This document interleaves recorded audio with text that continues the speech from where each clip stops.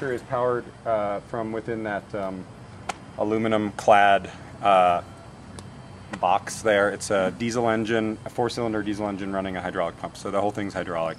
Requires very little electricity, and what it requires is 12 volts, which just comes out of the same power unit. The engine that's in the power unit originally came out of a military service airplane cargo loader. So the kind of scissor lift things that lift cargo and put them into planes, that's what it originally came out of. In my 20s, I built a lot of robots, radio-controlled machines that I used to stage performances. Kind of like DestructoTheater, where the robots were the kind of the actors. And I grew over time to understand a few things. Number one, it's really fun to operate machinery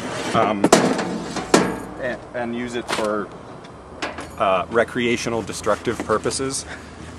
It's fun. That's what I realized. It's a blast, actually.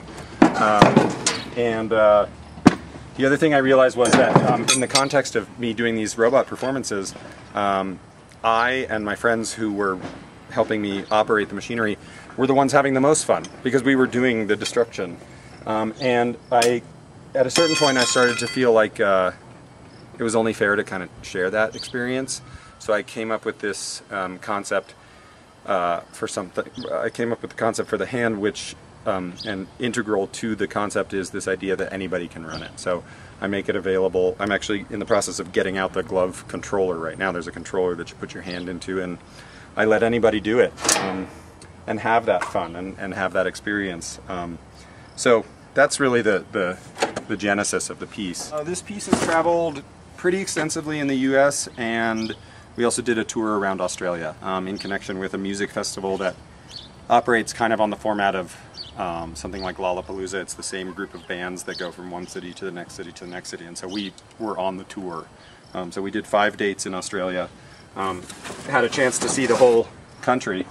I was happy to provide the opportunity to 5 Taoseños to tour Australia. It's a crowd pleaser, and it's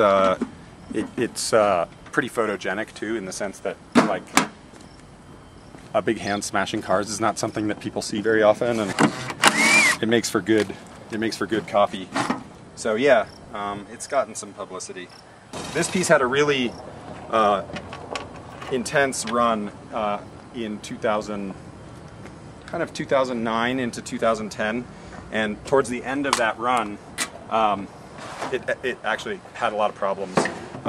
So sometime right around like late 2010, I did a pretty significant rebuild, and the punchline of all that is that it's in really excellent shape right now. When you think up and design something as wacky as this, and as kind of outside of the box as this is, the first, and also something that operates as kind of intensely and violently as this piece does, you're gonna, the first 5, 8, 10 times you run it, every time you run it, you're gonna find a weakness. And that's basically the short history of the hand. Is every time I run it, I see a way to improve it. And I've tried to make those improvements along the way and reinvest in the sculpture whenever I can, so that it's constantly functional.